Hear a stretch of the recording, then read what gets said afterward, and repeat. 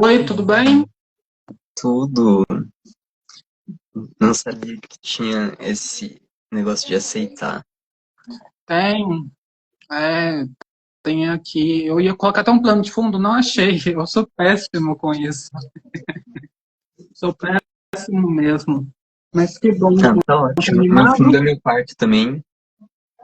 Não, eu vim para cozinha, eu peguei para ser aqui, ó. Na cozinha para mim tem um artefato histórico, né?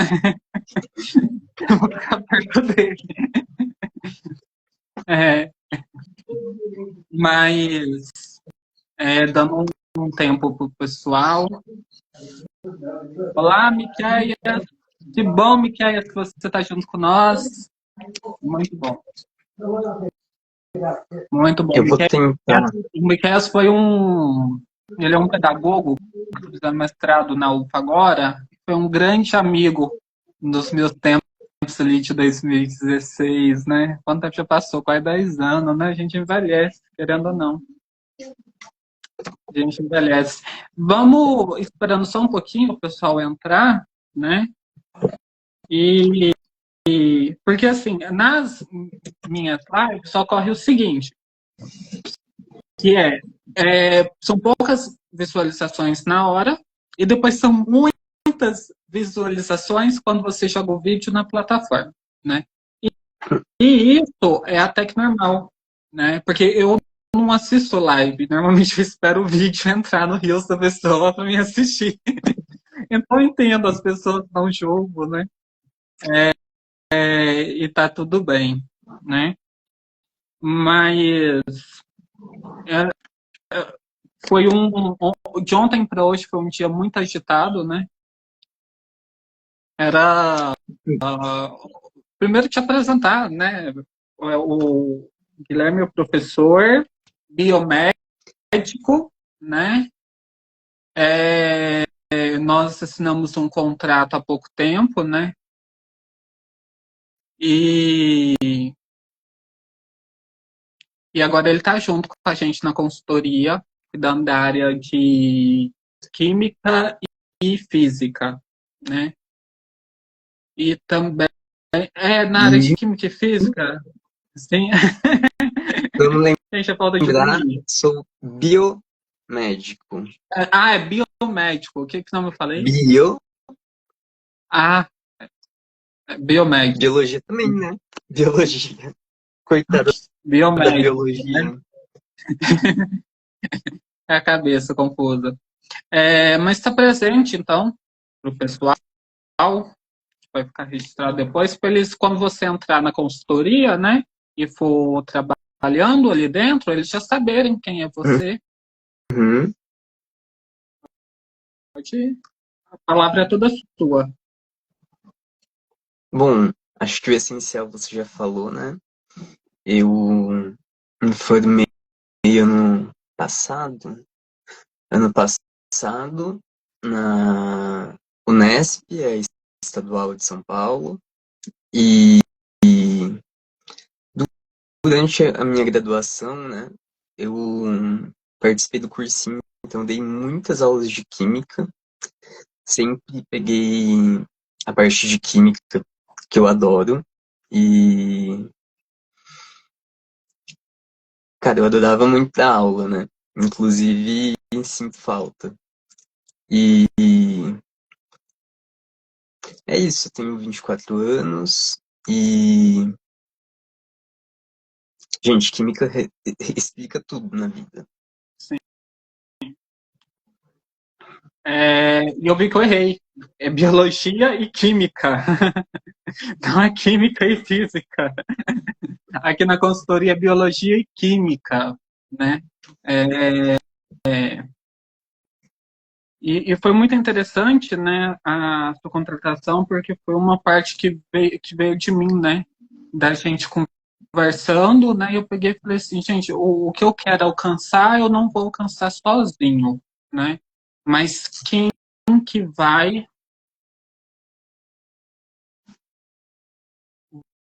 Valfredo acabou de entrar. É, mas quem que vai me ajudar, né? E a gente conversando, por mais que a gente tenha ideais políticos parecidos, né? Tinha muita convergência. E eu peguei e falei assim, gente, eu preciso de alguém que tenha uma ideia que não seja a minha. Porque se for tudo igual à minha perspectiva, vai ser uma coisa assim, né? Não vai ser interessante. Eu gosto quando as ideias convergem, né? E isso é muito interessante. Então, eu peguei e fiz esse convite, né? Que ele aceitou prontamente, e aí a gente está junto, né? É, Luta. só um informe que acho que é importante. Eu mandei o link de presença para o certificado aqui, mas eu não estou conseguindo fixar. Eu acho que é só você que pode.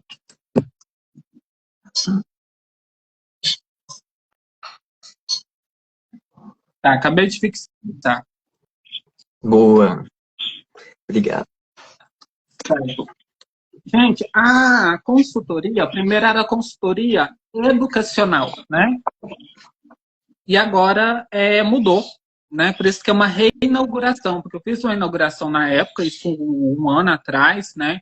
Com a psicóloga, a doutora Sueli Borges, né? Nós falamos sobre educação dos pensamentos, né? Foi muito interessante. E depois, quando eu me especializei em neuroeducação, a gente veio com uma proposta maior, né? De ser uma consultoria maior. Comecei a dar palestras, né?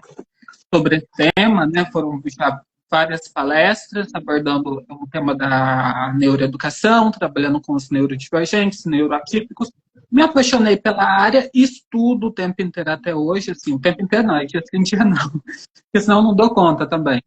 Mas a gente está aí até hoje e eu incluí na consultoria, porque é uma área nova, querendo ou não, mesmo que, né, a psicanálise já fale muito sobre isso, né, como se diz, Freud explica, mas era algo que eu vi como déficit da atenção das escolas atuais, né?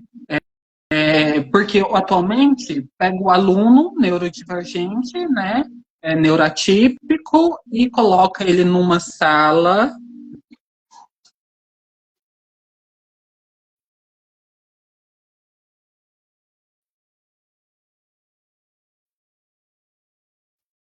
Aí, voltou. Eu voltei? Não. Ah, tá. Gilson, seja bem-vindo na live. E com isso, eu peguei e falei, nós precisamos de uma reinauguração, né, da consultoria educacional e neuroeducação H. Lima, né? E nesse momento, assim, com muita alegria mesmo, né, que tenho, né, de anunciar essa inauguração, que ela vai trabalhar de forma presencial, da medida do possível, vai trabalhar de forma online, da medida do possível. Antes de mais nada, gente, não é uma ideia, né? Ela é cadastrada, né? Nossos professores, eles têm aqui o cadastro, vou falar até um número para vocês aqui. Professor, no caso, estão cadastrados como professores particulares, né?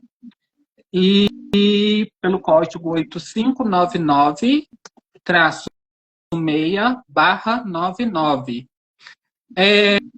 Agora foi anteontem que a gente conseguiu.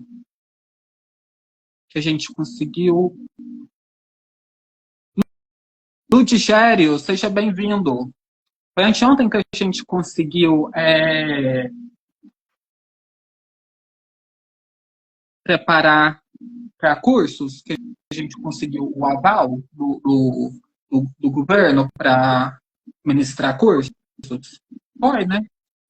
Eu não me lembro, eu não estava nessa parte da construção. Mas eu queria falar um pouquinho da minha hospital de biomédico, sobre a questão de pessoas neurodivergentes, né? a gente não pode colocar uma doença que numa sociedade não existe. Não se dá, a sociedade se constrói pelo trabalho, e o trabalho leva necessariamente a linguagem, né?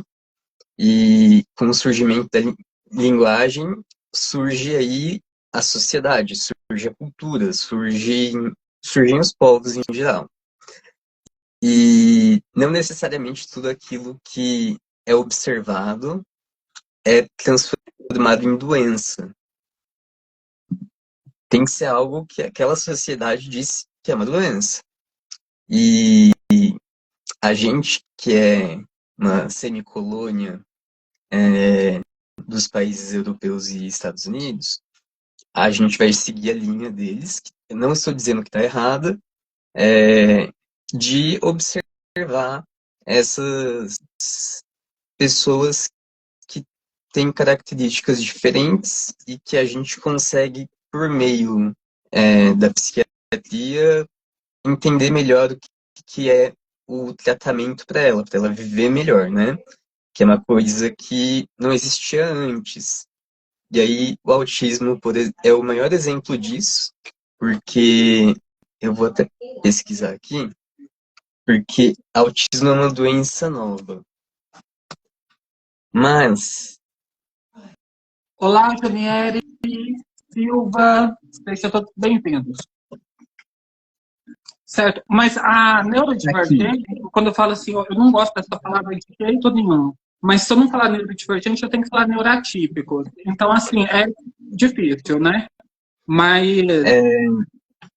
sobre a questão do autismo, por exemplo, tem um livro do José de Alencar que há uma suspeita, né, dos estudantes de literatura de que ele conhecia, José de Alencar conhecia alguém autista, porque tem um personagem no livro dele, lá de 1872, que descreve perfeitamente o que a gente vê hoje com autismo. E o nome do livro é Tio, porque é uma garota que tem, se eu não me engano, uma garota que tem dificuldade de se comunicar, e aí ela mora isolada do mundo, até que ela começa a interagir com pessoas e começa a se desenvolver a partir daí. Então, sim, sempre existiu.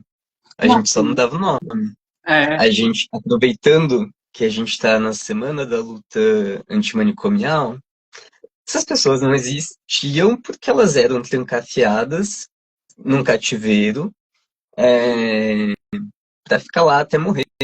A gente teve o Holocausto Brasileiro, que era isso, você trancava as pessoas e deixava elas morrerem, porque elas não se adequavam aos espaços, né? E a gente, como sociedade em desenvolvimento, a gente precisa compartilhar essa responsabilidade. Então não é função de uma pessoa que tem alguma doença, ela se adaptar sozinha à sociedade. É uma questão de princípios que a sociedade se molde de forma a incluir essas pessoas. A gente tem isso com muitas limitações. No meu bairro, por exemplo, não dá para andar de cadeira de rodas, de forma nenhuma. O meu bairro é totalmente desestruturado para isso.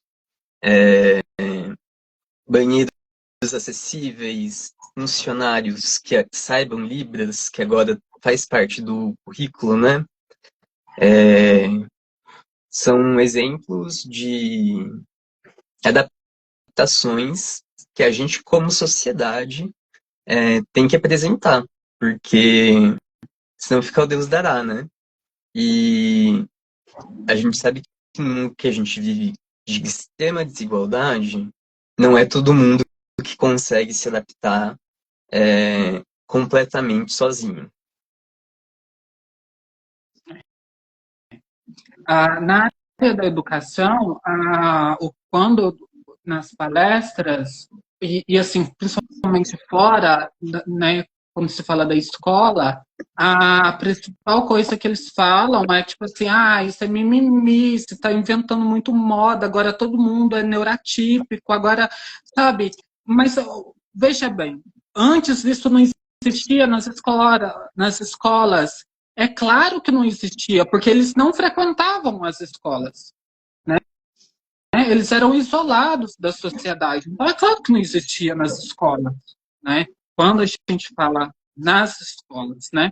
E a consultoria, ela vem exatamente, né, para isso, igual eu falei, registrada, né, nossos professores, instrutor de cursos, né, pelo código 8599/605, e a nossa maior luta, né, é o compromisso com uma educação mais humana, né, que ela seja inovadora, que ela seja transformadora, né.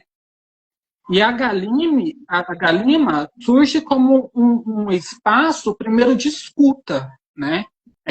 Rubem Alves, pouco antes de morrer, ele falou uma coisa muito interessante. Ele falou assim: eu vou preparar um curso que vai chamar escutatória, ao contrário da oratória. Porque as pessoas precisam muito mais aprender a ouvir do que a falar, né? Então, o maior compromisso é ouvir o professor, é ouvir os gestores escolares, sabe? É ouvir os pais dos alunos, é ouvir a sociedade, é entender em que espaço aquele aluno está inserido, porque não dá para analisar o aluno por si só. O aspecto da consultoria vem nesse encontro também, né? Porque a consultoria, lembra, é neuroeducação e educacional, né? E a gente tem que criar práticas pedagógicas alinhados com os avanços das neurociências, né? E com as reais necessidades, né? Não é ficar delirando, né? Com as reais necessidades dos gestores, dos professores, né? Da Secretaria de Educação, muitas vezes municipais, Secretaria Regional de Ensino, né? E principalmente das famílias dos alunos. Por quê? Quando você vai no médico, pega uma criança, vamos supor, que tem TEA. Ok. Leva ela no médico. Sem encaminhamento da escola. Leva no médico. Chega lá no médico, a primeira coisa que ele vai pedir é um relatório. Da onde? Da escola. Eu tenho esse relatório. Quando eu estava frequentando, porque a minha formação na neuroeducação, ela se divide em duas partes. Ela se divide na REMA, que eu estou atualmente, e se divide na neurosaber, né? Na neurosaber, nos ensinou a fazer esse relatório, tanto da forma legalmente, né? Como da forma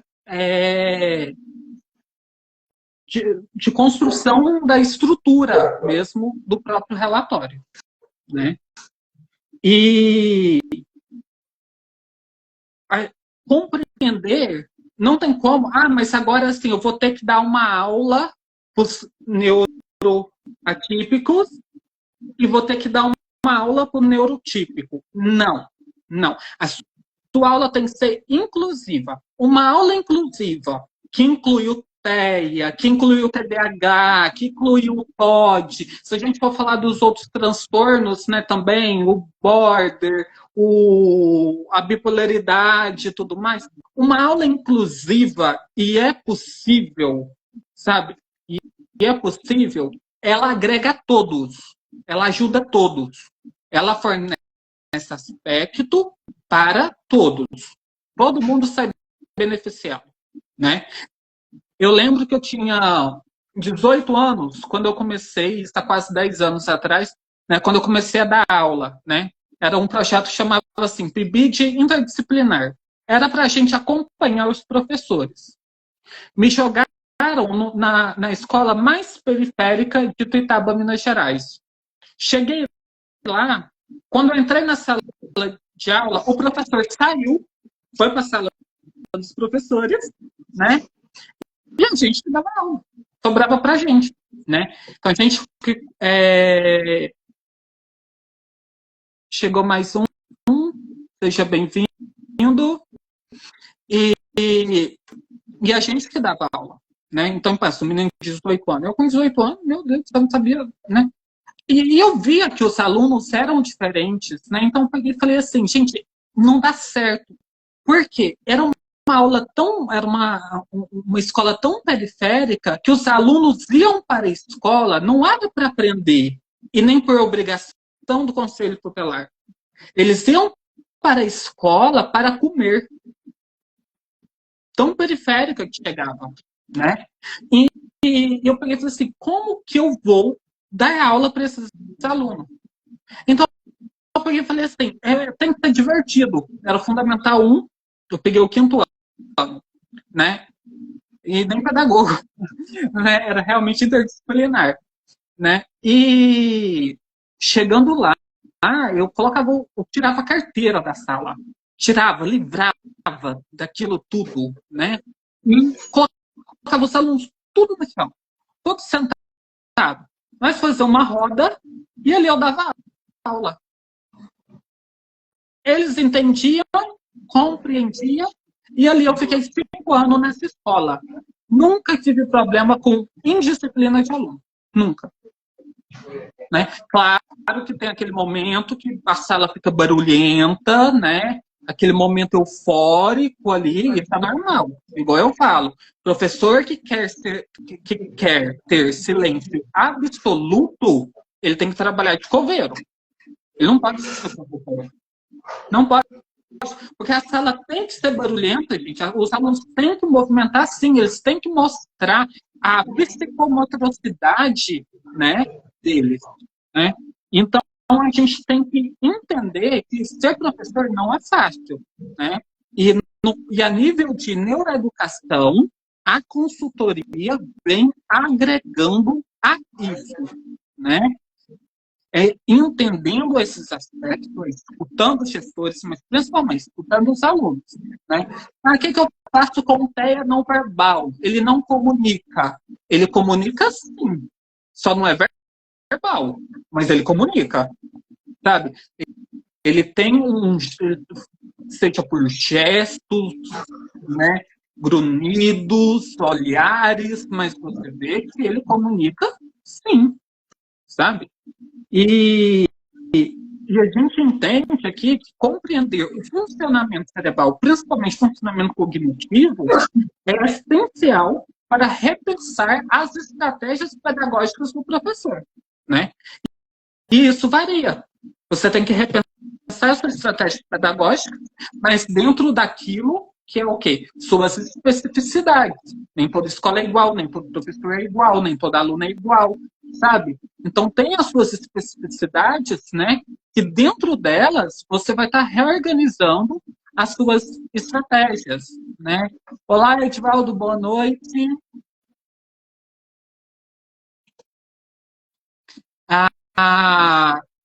Silva, por isso que escolas especiais os alunos têm maior aprendizado do que em escolas comuns. Esse daí é um aspecto assim que a escola para os neurodivergentes, né, até certo nível, é interessante estar na escola comum, porque ele não vai ser um dificultador da sua aula, sabe? Ele não vai ser um dificultador, por exemplo, um TEA dentro da sala de aula. Ele não vai ser um dificultador, sabe? Ele vai ajudar. Dependendo das estratégias que você utilizar para dar aula, né, para ministrar as suas aulas, ele vai ajudar. Em qual sentido? Porque quando você incluir essas estratégias inclusivas dentro do seu ensino para todos, todos são beneficiados.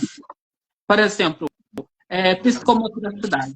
Psicomotricidade, quando a gente se pensa nisso, é aquele aluno que tem dificuldade, né, mais física, né? Você, por exemplo, ajuda outros, né? A educação física, ela, na Base Nacional Comum Curricular, ela entra especialmente nisso, né? Mas a verdade é que os alunos vão jogar bola, mas não trabalha a psicomotricidade. E isso é interessante, o aluno mexer o seu corpo. Ah, mas o aluno não pega na caneta. Beleza. Gente, eu tinha um aluno que não pega na caneta e tive não, assim, eu dei palestra numa escola que isso aconteceu. Eu falei assim, pega um elástico em volta dos dedos, com a caneta, e assim vai dar maior segurança para ele escrever. Coisa simples, né? E ele, o Silva, conseguiu com o tempo, porque não é uma coisa assim, a mágica, não. Com o tempo ele foi melhorando, e com esse elástico ele aprendeu não apenas a escrever, como também aprendeu a comer sozinho, né? Por isso que eu falo, os professores têm que estar junto com os alunos. Eu sei que não é fácil, é difícil, né? Mas ninguém escolheu ser professor por falta de dinheiro. Ninguém escolheu. Nós escolhemos ser professores porque acreditamos na mudança das pessoas. Na mudança que pode ocorrer, nem que seja de um aluno na nossa vida. E são com essas pequenas mudanças que a gente vai trabalhando. Quando, por exemplo, no ensino eu estive na creche, no CEMEI, daqui de Gurinhatá, Minas Gerais, e eu vi vários relatos e eu achei incrível a forma que eles estavam trabalhando.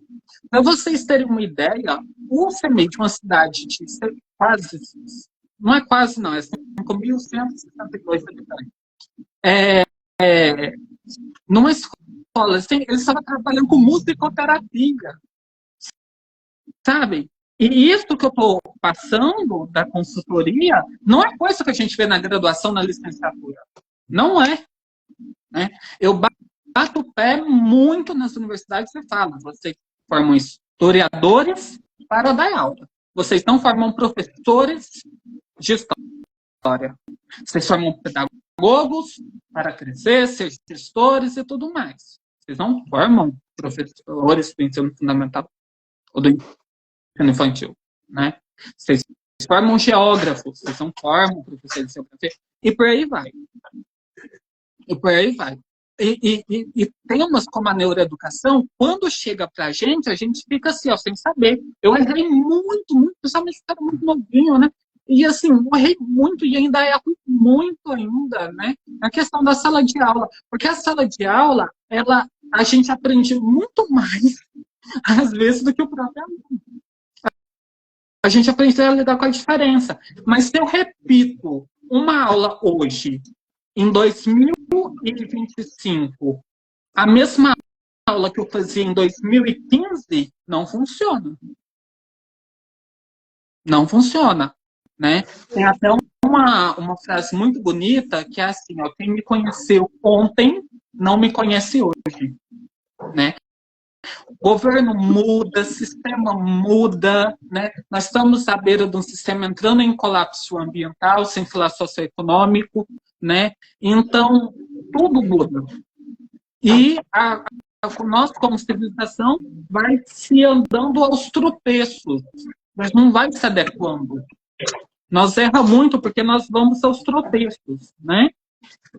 Então, além de pensar estratégias, a gente precisa muito potencializar talentos, né? Eu, por exemplo, na educação física, nunca participei de uma educação física, acho que foi uma só, e eu fiquei na arquibancada só. Detestava aquilo. Eu ia para a biblioteca, que estava escondido na biblioteca, lendo, né? O que isso fez para mim? Isso fez com que hoje eu seja uma pessoa sedentária. Sabe? Tirou para mim a importância. Você, antes de ensinar uma coisa, você tem que ensinar a importância dela. Por que aprender Revolução Russa? Por que aprender, vamos supor, a fórmula de Bhaskara? Até hoje eu não entendo por quê, né? Mas por quê? né? Porque tem que ter um porquê. Porque se não faz parte da vida do aluno, ele não vai prestar atenção. Gramática, gente, gramática. Eu aprendi, eu me apaixonei por gramática com a professora Simone, sabe? Por causa de um livro que ela me deu. Um dia ela chegou para mim com um livro dessa grossura, isso eu tinha uns 15 anos, dessa grossura, e entregou para mim, pegou e falou assim, aqui, ó, aqui tem tudo de gramática. Tudo que você precisa de gramática, aqui tem. Tudo que você precisar, aqui tem. Aprendi gramática com o livro. E o livro eu ia intercalando com as aulas dela, sabe? Então, o professor tem que ser atento, né, de que talvez a aula dele apenas, né, não basta. Ele tem que elevar um nível a mais, né? Ele tem que trazer uma questão a mais, né? E quando a gente fala de potencializar talentos, por exemplo, eu sempre gostei muito de escrever. Eu tive uma professora de português, ela não exerce hoje, e ela me desmotivava muito a escrever. Muito, muito. Eu escrevia poesias e poesias e poesias. Tem essas poesias até hoje, que inclusive é um livro que eu estou prometendo há uns 4 anos, uma hora sai. E eu escrevia poesias e ela olhava e criticava tudo. Aí, na terapia, né, foi na época que o Facebook saiu, mais ou menos. Facebook foi na época que eu fiz mais ou menos em 2013, quando eu entrei no Facebook. E na terapia, ela pegou e falou: ó, o Pat Singis está com a gente, olá, seja bem-vindo. E ela falou pra gente, pra mim, no caso, né, pra mim postar. E eu comecei a postar, né? Comecei com versículos bíblicos, depois eu mesmo criava meus versículos, né? Depois eu comecei a postar, posto até hoje. E com uma forma, porque, como se diz Rubem Alves, ostra feliz não faz pérola. O grãozinho de areia tem que entrar dentro da ostra, tem que machucar ela para ela soltar um líquido, envolver o grão de areia e virar pérola, né? Assim, falando de uma metáfora, né? Metafórica, né? Nós temos que um biomédico, ele vai falar, não é assim mesmo que acontece, não. Mas, assim, já foi uma metafórica, né? O Rubem Alves é muito metafórico, né? A Badataria, eu conheço ela. Ela é minha companheira de viagem para Ituiutaba, para a gente estudar junto, né? Que bom ter você aqui. Então, você precisa potencializar esses talentos. Eu vi que eu era bom quando a professora, eu queria muito que ela estivesse assistindo, mas normalmente os doutores não ficam aqui. A professora doutora Micael Marcelino. Gente, eu tenho memória para coisas muito boas e para outras muito ruins. A Micael uma vez comentou para mim, assim, numa publicação, escreveu assim: nossa, você está ficando muito bom. Ela tem doutorado em literatura. Aí foi aí que eu me desenvolvi, comecei a escrever um monte de coisa. Aí eu fui para a área científica, escrevi na área científica, né? E foi muito bom, né? Então, potencializar os talentos, gente, elogiar os alunos. No ensino médio, o elogio faz uma diferença enorme. Gente, quantas vezes tem essa saia eu já cheguei, uma vez eu fui fazer um anúncio na Escola Estadual de Buriatã, e eu tava assim, acabado, sabe, me sentindo a pior pessoa do mundo. Cheguei lá, todo mundo, nossa, como você tá bonito, como, sabe, uma recepção tão calorosa, sabe? Nossa, aquela coisa toda. Bem, é meu dia, sabe? A gente perdeu essa sensibilidade, né? E lembrando, sem a educação das sensibilidades, todas as habilidades são tolas. né? Não tem como ensinar para o aluno sem afeto. Esse negócio de chegar lá, eu sou o rei, detentor de todo o conhecimento universal, e vocês são meus, né, subordinados, né, que tem que ouvir e obedecer conforme eu falo. Não, isso não existe. É troca de conhecimento. Você aprende com o aluno aprende com você, né? E com isso, você faz o quê? Faz uma coisa mágica que quem é professor entende muito isso, que é superar o desafio do ensino-aprendizagem. Né? E, por isso, a nossa consultoria oferece apoio técnico e científico por meio de formações, né? Assessoria, mentoria e projetos personalizados. Por que projetos personalizados? É por causa do que eu sempre digo. Cada escola tem sua especificidade. As escolas não são iguais. Militarismo não funciona. Se funcionasse, nós estávamos até hoje com ele, sabe? E a gente tem que olhar essas escolas com um olhar único, sabe? Um olhar único, com as suas especificidades, com os seus ganhos, né? Com os seus desafios, naquilo que é bom para a gente aprender, para a gente resolver, né? Por isso que a consultoria trabalha com projetos personalizados, porque cada escola é diferente, cada gestão é diferente, né? E tem tudo isso. E assim, é sempre com foco na excelência. A gente vai conseguir chegar na excelência, né? Na maravilha? Não vai, mas a gente sempre tem que ter o foco nela, sabe? É não perder a esperança. É o que é mais difícil. O que é mais difícil para o professor é não perder a esperança, né? Não pode se perder a esperança. E a gente, para a gente ter uma transformação educacional, a gente tem que ter empatia com os alunos, né? Gritar não resolve, né? Por exemplo, eu tive um estágio na Escola Estadual de Biratã, numa sala que era muito movimentada. Aí o professor desse estágio virou para mim, pegou e falou assim: não escolhe essa sala, né? Porque ela vai te dar muito trabalho, você não vai conseguir ministrar a aula, né? Ok. Eu disse, não, vou para o sexto ano, porque eles tinham sido meus alunos no quinto ano de literatura, na biblioteca, né? Porque eu sou bibliotecário também, na biblioteca. E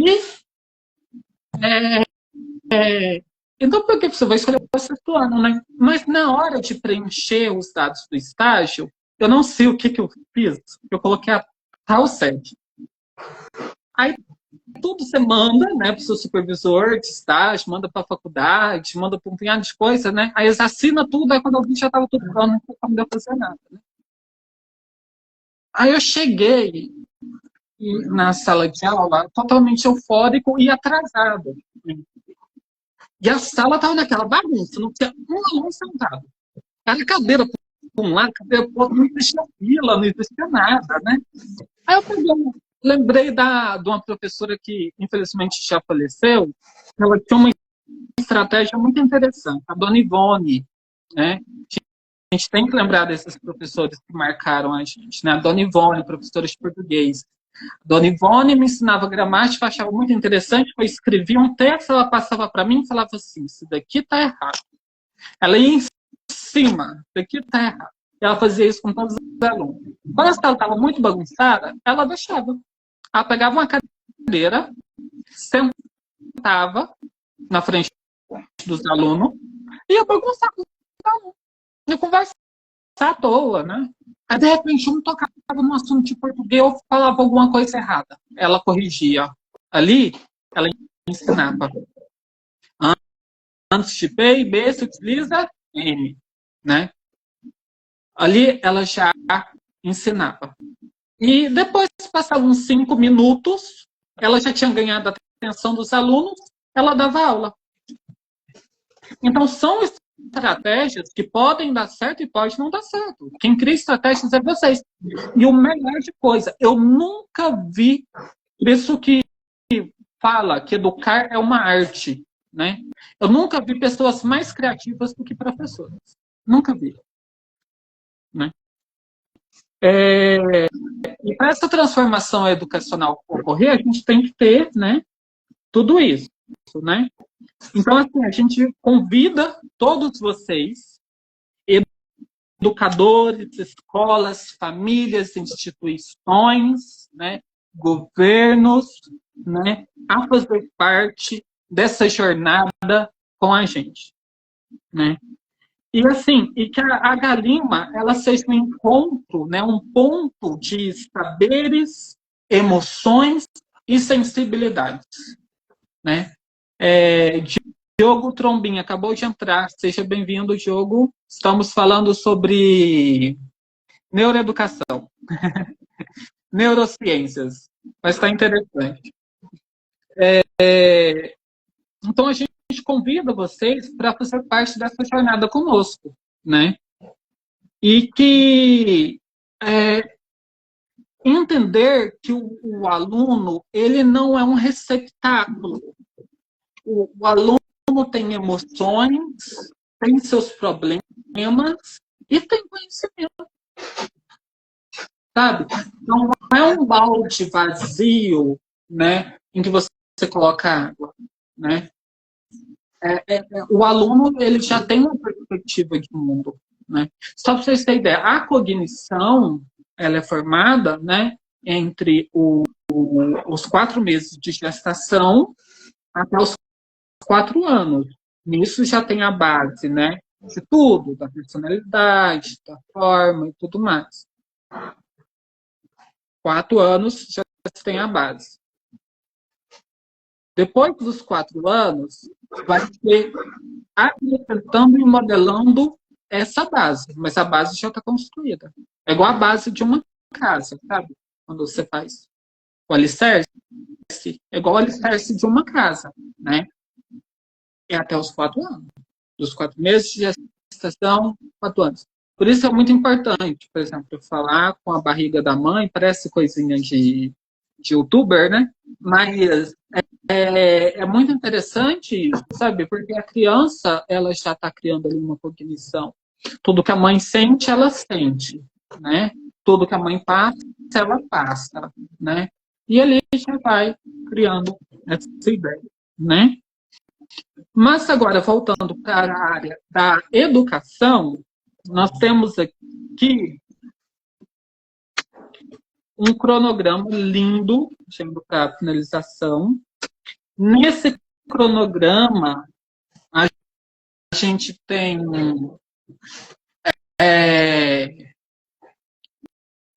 eu tenho que agradecer muito, né, ao professor Guilherme, porque ele trouxe pessoas muito importantes, né? Primeiro nós vamos fazer a live de abertura, né? E depois vamos ter 2 palestras, né? Aí a gente já vai ver se a gente consegue criar um streaming. Mas eu vi que as universidades todas estavam utilizando o streaming por meio do YouTube, né? Então a gente vai olhar nisso, nessa perspectiva, né? E as lives serão lá. Primeira live, no caso, a live de abertura, depois são as palestras. A próxima palestra, ainda vou soltar o cronograma, né? Será sobre o perigo das escolas cívico-militares, né? Com a professora Flávia, espetacular. Me falaram que ela é maravilhosa. Vai ser uma honra, né? Mas ainda estamos esperando uma confirmação formal, né? Que eu ainda nem fiz um convite formal. Mas com certeza, né? Pedindo aí aos céus, ela vai estar com a gente. Essa live vai ter como base um artigo que eu escrevi, que tem exatamente esse nome. O perigo das escolas cívico-militares. E esse artigo, ele será, né, ele será publicado após essa live no meu Facebook. Meu Facebook é Eli Lima, né? Hellly, Aézio, separado, Lima, tá bom? Pode entrar lá que vai estar lá. Mas eu também vou colocar o link nos stories aqui. Depois, nós vamos falar uma live ainda que está para ser confirmado, mas pelo que eu vi vai dar tudo certo. Uma live não, gente. Uma palestra. Eu estou com live na cabeça. Uma palestra sobre políticas públicas educacionais. E olha só, um deputado Gradelha, um político aí que e professor. Ele é professor também, né? Isso você só encontra na Galima, isso você não encontra em lugar nenhum. Isso você não vai ver um político mesmo da área da educação falando sobre políticas educacionais, né? Mas tem espetáculo, né? Acho que essa aula eu vou chamar até igual o Ariano Suassuna chamava as aulas dele, né? Aulas espetáculos, né? Vai ser uma aula espetáculo, né? Pedir que dê tudo certo. E depois a gente vai abrir mini curso, né? Agora tem definido um mini curso meu de redação do Enem, né? Que é uma área que eu domino muito bem. Eu acrescentei um mini curso hoje, nem falei com o professor Guilherme, mas eu acrescentei um mini curso hoje que será sobre livros físicos versus e-book, né? Os benefícios e os prós e contras de cada um, né? Eu tenho um artigo já escrito sobre isso. E um mini curso maravilhoso que eu amei, né? Do professor Guilherme. Apresenta aí um pouquinho. Só eu sei que não está formulado ainda, né? Eu estou falando tudo, não está formulado ainda tudo direitinho, mas só falar um pouquinho sobre esse mini curso. Eu não sei se você está falando disso mesmo. Você se refere à história da ciência? Isso. Esse é um tema muito importante para mim, porque eu sou biomédico, né?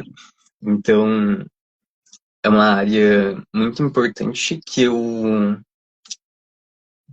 eu vejo com muito rigor se a gente está indo no caminho certo. E eu tenho um monte de discordância com a forma como a ciência funciona. Por exemplo, é um exemplo muito besta, mas que faz total diferença na compreensão de o que está acontecendo no mundo. A maior parte dos artigos, eles são impessoais na parte da saúde. E isso eu acho prejudicial porque é mentira. É mentira que as coisas aconteceram, né? O artigo escrito sem a primeira pessoa, tirando o olhar do pesquisador, como se aquilo fosse uma realidade universal e intocável, é uma grande mentira. Então a gente precisa pegar e falar, não, nós fizemos tal coisa na metodologia, nós entendemos isso dessa forma. Eu acho importante que a gente reconheça também nossas fraquezas e limitações. E a gente faz isso falando, escrevendo um artigo dizendo, eu, ser humano, limitado, que aprendi isso aqui, estou usando isso aqui como base, eu fiz essa pesquisa. E na área da saúde, na área de biomedicina, praticamente não existe isso. O que existe é estudo de caso, né? Muito específicos, mas isso separa a gente da realidade. E isso cria uma falsa sensação de que tudo que está ali é verdade universal.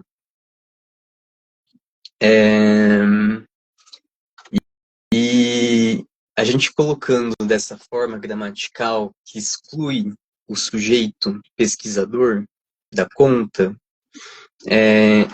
a gente não consegue voltar atrás, a gente não consegue questionar. Porque eu tenho uma visão, eu fiz um projeto de pesquisa que fazia sentido para mim, eu pensei nos critérios que eu ia utilizar, por que eu pensei nesses critérios, e isso não tem nos artigos, né? A gente tira tudo, finge que não existe um ser humano por trás disso, e a gente finge não ter juízo, a gente finge não ter moral, mas não é a verdade. Você sabe, eu sei, todo mundo sabe. Artigo não se escreve sozinho, né? Talvez pela inteligência artificial daqui a alguns anos, mas eles são feitos, e até a inteligência artificial tem o seu viés, eles são feitos por pessoas, e essas pessoas não reconhecem isso. E a história da ciência, ela é colocada como universal até os dias de hoje. E isso é um pouco preocupante, porque o que é ciência? É o que a Nature diz que é verdade. E aí, para você publicar na Nature, $20.000. E aí, a gente fica amarrado num sistema de produção científico onde só existe lambe-lambe. Você tem que lamber os outros profissionais, você não pode questionar eles de maneira alguma, porque isso é dado como uma coisa muito grave. Mas não é. A ideia da ciência é a gente sentar e discutir e ver o que aconteceu, por que o meu estudo deu um resultado, o seu deu outro. E a gente tira isso. Até os dias de hoje. A gente falta no entendimento da sociedade, e isso eu incluo a academia como parte da sociedade, a ideia de que sempre existe um juízo de valor. Sempre existe um viés de confirmação. Se a gente não fala isso, não quer dizer que não exista.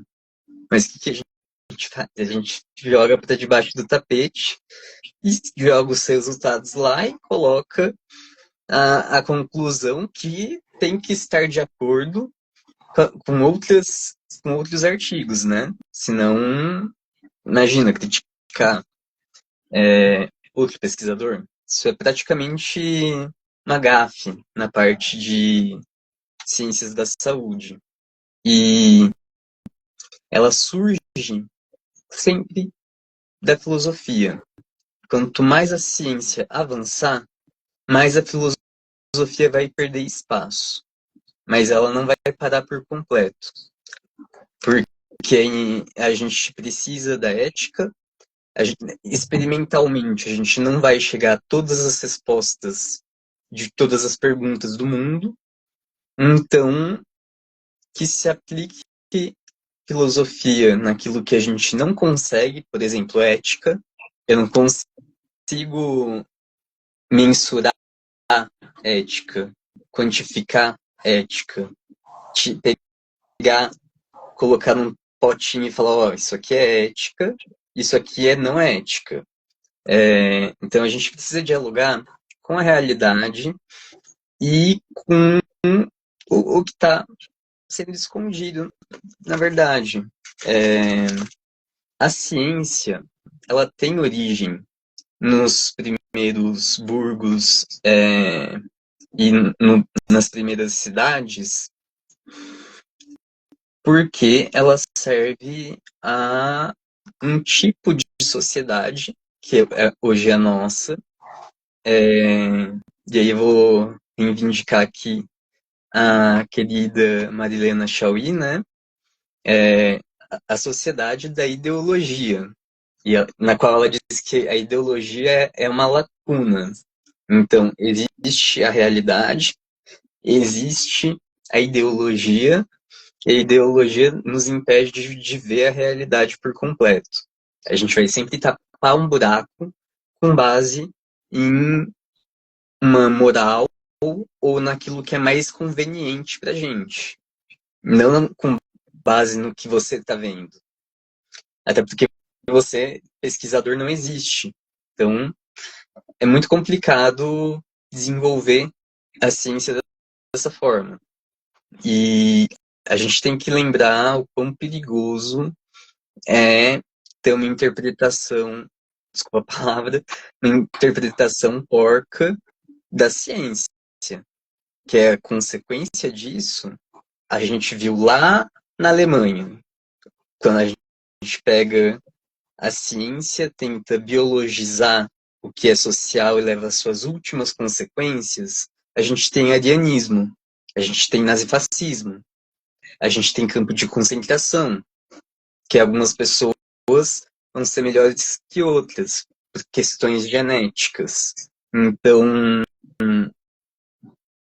a ciência, ela não responde tudo, mas para ela poder, pelo menos, dialogar um pouquinho com a realidade, a gente precisa aproximar o que é humano daquilo que é de fato é um resultado científico de fato sem medo, porque a universidade tem medo de um H0 negativo, né?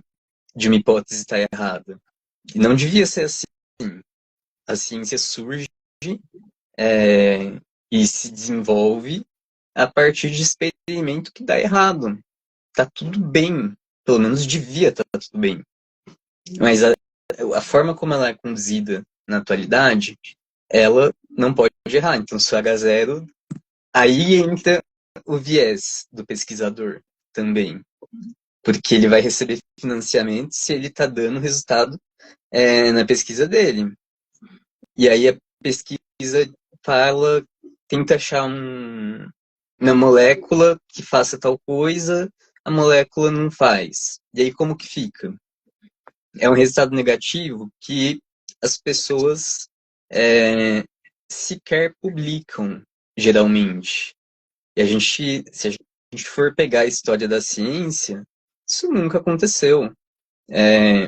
A gente parte de um lugar de debate para agora estar no lugar de, eu diria, obediência progressivista. Você obedece aquilo que já está publicado, aquilo que já está nos livros, porque você tem que obedecer essas regras, o que já está posto, e aí você progride a partir daquilo que já está posto. Então, sim, existem pseudociências que a gente já chegou à conclusão de que não existem, mas a gente precisa investigar melhor as coisas do mundo. Não se faz isso. Inclusive, eu sinto falta disso na educação. Por que a parte neurológica, que é materialmente uma das mais importantes da educação, é tão subestimada quanto as teorias e correntes vertentes da educação? Por que funciona dessa maneira? A organização, o planejamento de como deve ser a educação, ela é tirada de técnicas que existem há anos e anos e anos e ela não consegue evoluir porque ela não leva em conta, a gente fragmenta a realidade, aqui está a neurociência, aqui está a interpretação pedagógica. E aí, sem ter essa ponte, a gente não consegue avançar direito. Eu vejo isso como uma falha da nossa sociedade como um todo,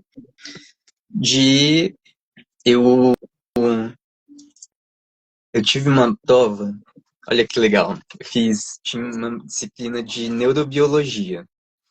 E eu tenho uma amiga muito próxima que o pai dela morreu na semana de uma das provas.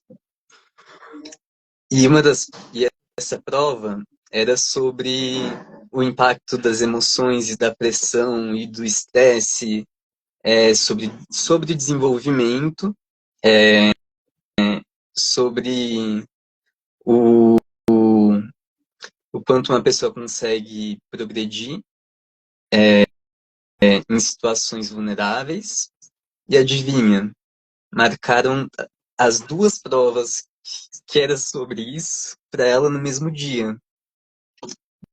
Então, assim, estou aqui dizendo que neurociência é isso, neurociência é aquilo, mas na minha sala de aula, na faculdade, com a professora que me ensinou que essa tortura psicológica não leva a lugar nenhum, isso é reproduzido. Isso é reproduzido dentro da universidade. Isso é reproduzido dentro da sala de aula. E eu acho absurdo também que os modelos da escola sejam os mesmos do primeiro ano até o último ano do ensino médio. A criança, você já falou sobre isso, né? Mas assim, a criança não tem que aprender a sentar, calar a boca e começar a copiar a lousa com 7 anos de idade. O que está se desenvolvendo nessa criança nessa idade? Aonde a gente quer chegar com a educação que a gente está dando para ela? A quem interessa o que ela atende como verdade ou não? Isso não é questionado. Por que a gente não pega, por exemplo, a fase que as crianças estão aprendendo melhor linguagem e a gente investe mais em libras, inglês, espanhol, francês, e a gente pega matérias que fazem mais sentido para um cérebro mais desenvolvido e joga para os outros anos? Isso não acontece. Na, é porque, assim, na educação a gente tem um déficit tão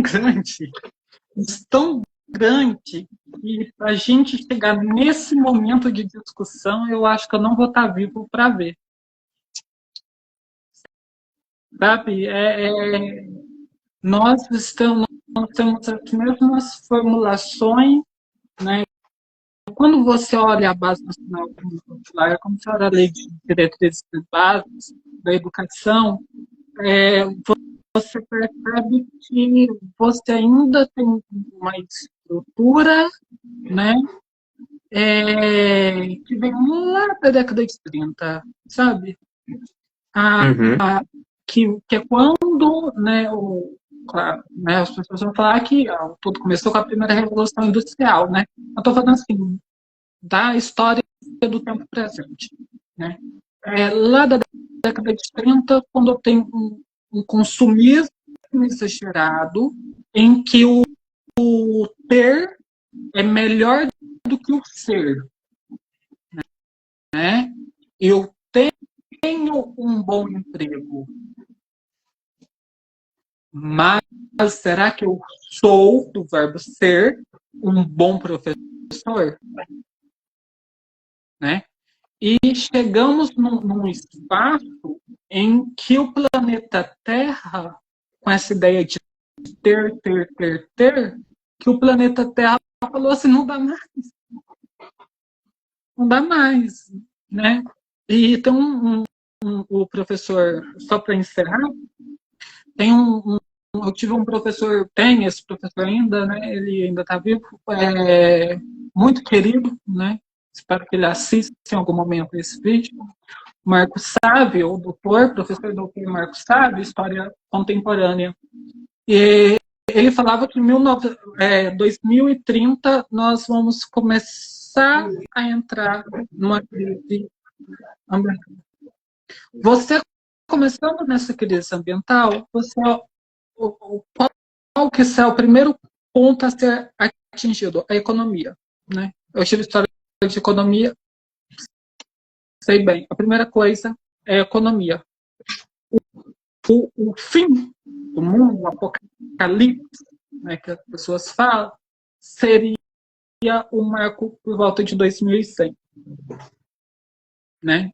Eu acho que eu não vou estar vivo até lá. Provavelmente não. como aqui, teve um aqui que lembrou, né? Você não Não estaremos. envolve fumar, né? Não é só estudar. Verdade, Edivaldo, é verdade. O cigarro faz muito mal mesmo, né? Luiz Souza acabou de entrar. Luiz Souza, nós estamos finalizando, mas depois você pode assistir, tá bom? Foi uma live muito interessante, né? Contemplando muitas questões e vai estar disponível nos rios desse perfil, tá bom? Pessoal, além de tudo isso, na área da educação, vou falar bem rápido, a gente trabalha com aulas, a gente ministra aulas, tá bom? Ensino não é só nós, temos mais parceiros do ensino fundamental até o ensino superior. Nós estamos orientando, tá bom?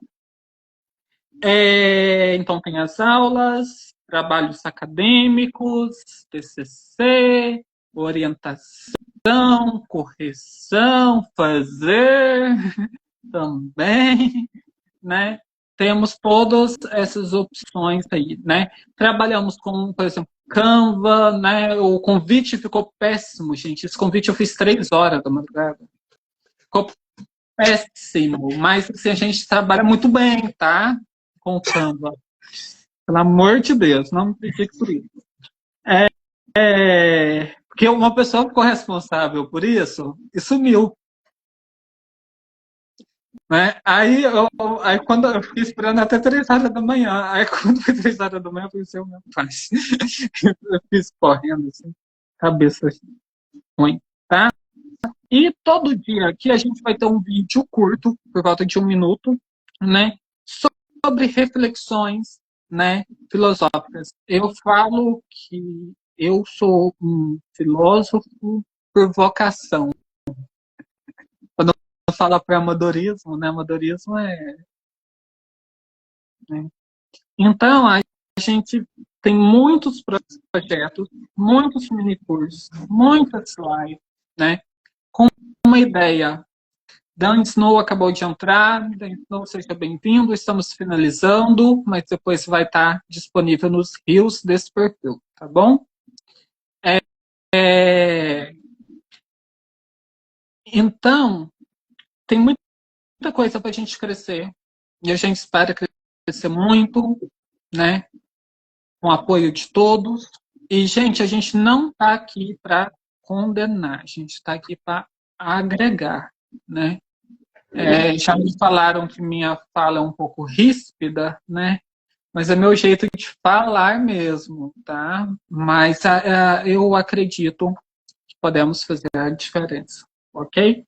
Então trabalhamos com isso também. Tá com trabalho na faculdade que não está conseguindo? Manda para nós. Tá com uma dificuldade nisso? Manda para nós. Tá com uma dificuldade naquilo? Manda para nós. Tá bom? Não só na faculdade, ensino médio também. Tá bom? Tá com problema em gramática, tá com problema em biologia, conversa com a gente, né? Dependendo, presencial, dependendo, EAD, tá bom? Enfim, eu agradeço muito a todos vocês que estiveram aqui. Vocês não ficam, né? Vocês vão embora. Quem ficou aqui até agora tem o certificado. Já está marcado aí, tá, né? Pode preencher e você vai ganhar um certificado com horas, né? Que pode ser reconhecido para acrescentar horas lá na faculdade, né? Só um momento, você deixou fixado aqui o link que eu enviei, mas eu não sei se tem como clicar no link e ir para o formulário. Então, se alguém que estiver aqui não conseguir, pode me chamar no privado que eu mando o link individualmente, beleza? Perfeito, beleza. Professora Cristiane, minha professora do 5º ano.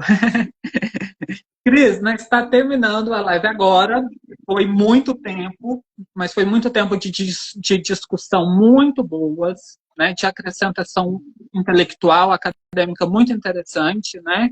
Para todos, né? O vídeo vai estar disponível no meu Reels, a Sara pode assistir, tá bom? No início a gente deu uma enrolada lá para dar mais tempo o pessoal entrar. Tá bom, Cris? Gente, muito obrigado. Guilherme, muito obrigado. Não esqueça de fazer o canal no YouTube. Gente, eu agradeço muito, Guilherme, porque tem muita paciência comigo, porque eu sou muito apressado. Olha só, ontem era quase de madrugada e eu mandando mensagem querendo que ele fizesse isso, querendo que ele fizesse aquilo. Então, assim, agradeço muito você pela paciência que você tem, né? E pela ajuda, né? E junto aí a gente conquista muito mais. Um beijo para todos e vejo vocês no perfil, viu, gente? Todo dia, poesia, declamações, reflexões, né? Como eu falei, sou um filósofo por vocação, pelas tristezas e angústias e alegrias que a vida nos trouxe. Beijão. Tchau, Gui. Tchau.